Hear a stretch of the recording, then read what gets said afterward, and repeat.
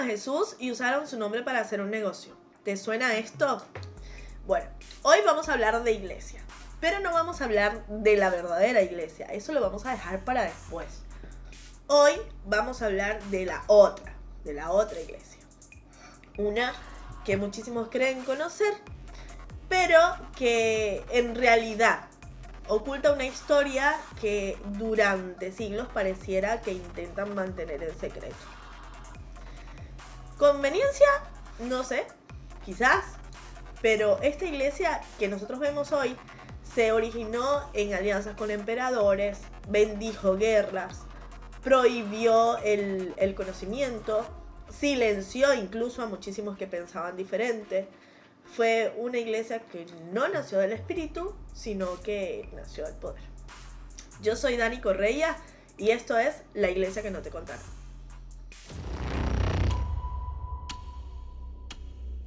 Bueno, vamos a empezar por lo básico, porque ahí está la raíz de todo. Cuando nosotros escuchamos la palabra iglesia, lo primero que se nos viene a la mente es un edificio. Pero ¿sabías que Jesús realmente nunca dijo esa palabra? El primer registro que se tiene de esa palabra está en el Evangelio de Mateo, cuando Jesús dice: sobre esta piedra edificaré mi iglesia. Es una palabra griega.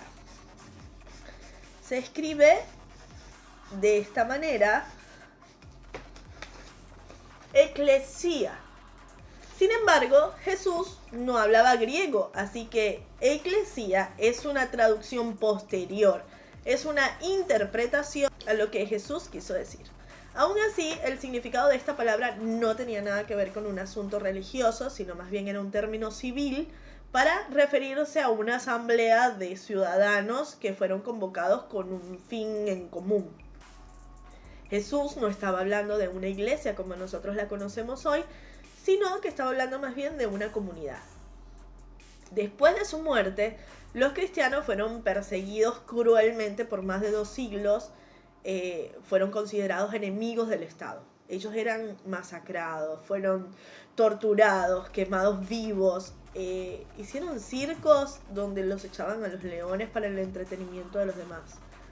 Pero lo bueno es que a pesar de esto, en vez de acabar con ellos, ellos se multiplicaban. Así que el emperador Constantino decide, bueno, si no puedes con el enemigo, úneteles. Y en el año 313, con el edicto de Milán, legaliza el cristianismo. Obviamente no vamos a creer que es que Constantino se convirtió del todo, pues hay historiadores que hablan de un Constantino que en secreto seguía adorando a esos dioses paganos de Roma. Unos años después, en el 325, se crea el famoso concilio de Nicea, donde se define qué es lo que se cree, cómo se cree y qué es lo que se va a castigar. Y en el 380, con el edicto de Tesalónica, el cristianismo no solamente era legal, sino que también pasa a ser obligatorio y empieza una nueva persecución, pero esta vez es al revés, porque ahora son los cristianos los que persiguen, los cristianos, los que ahora persiguen a los que piensan diferente. Hay algo que es importante entender en medio de todo esto, y es que durante estos primeros siglos después de Cristo, las enseñanzas de Jesús se hacían de boca en boca. Lo único que existía para ese entonces era el Antiguo Testamento, que claro, no se llamaba así, eran las escrituras hebreas, lo que conocemos como la Torá, los profetas, los escritos, pero esas escrituras solamente se leían en las sinagogas y eran como para unos pocos. Los textos de Pablo son los primeros que se escriben y los evangelios vienen mucho después, pero circulaban también en forma de rollos y de cartas individuales en diferentes comunidades. En el año 382, el Papa Dámaso I es el que da la primera lista oficial de los libros que hoy componen el Nuevo Testamento. O sea que pasaron más de 300 años desde la muerte de Jesús hasta que alguien dijera formalmente: esta es la Biblia. Y en el año 393, con el Concilio de Hipona, y el 397 con el de Cartago, es cuando se solidifica el canon que aún se usa.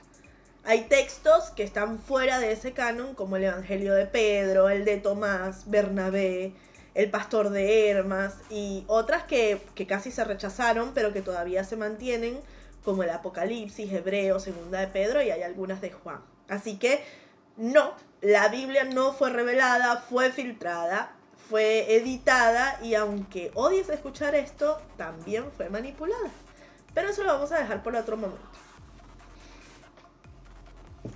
En medio de todo este proceso, nace la figura papal como un líder espiritual.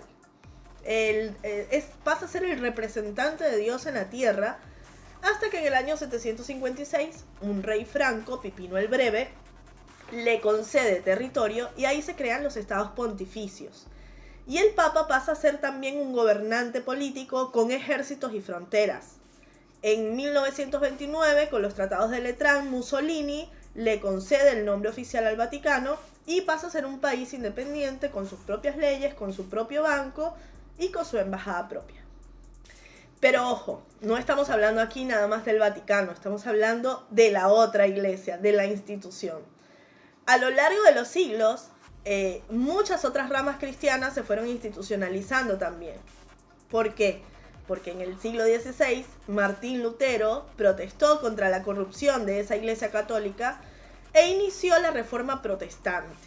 Con el tiempo, muchas de esas nuevas comunidades también se fueron convirtiendo en otras estructuras como la iglesia católica, con líderes, con templos, con sus propias autoridades y tenían sus dogmas. Y hoy existen miles de denominaciones cristianas en el mundo, donde todas se llaman iglesia, muchas dicen que son la verdadera, y aunque casi todas hablan de comunidad, la verdad es que en la práctica funcionan como instituciones.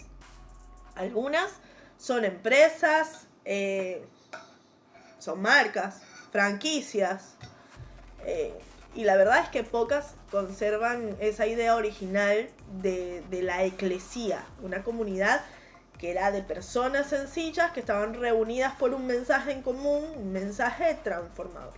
Mi pregunta es, ¿y si Jesús viniera hoy? Yo digo, de verdad, en esas iglesias lo invitarían a que predique en el púlpito, lo dejarían hablar, o sería como en esos tiempos acusándolo de hereje, de rebelde, porque no estaba cubierto por nadie. Pero en fin, mi idea no es hablar mal de nadie, sino de compartirte un poco de historia, pues creo que conocer esa historia influye muchísimo en la visión que tienes de Dios. Y es como que vuelves al punto de partida, al de el encuentro con ese Dios vivo. Yo no te digo que me creas a mí, yo te animo a que investigues, a que no te quedes con lo que te están contando, a que busques y que encuentres. Mi nombre es Daniela y será hasta una próxima oportunidad. Paz.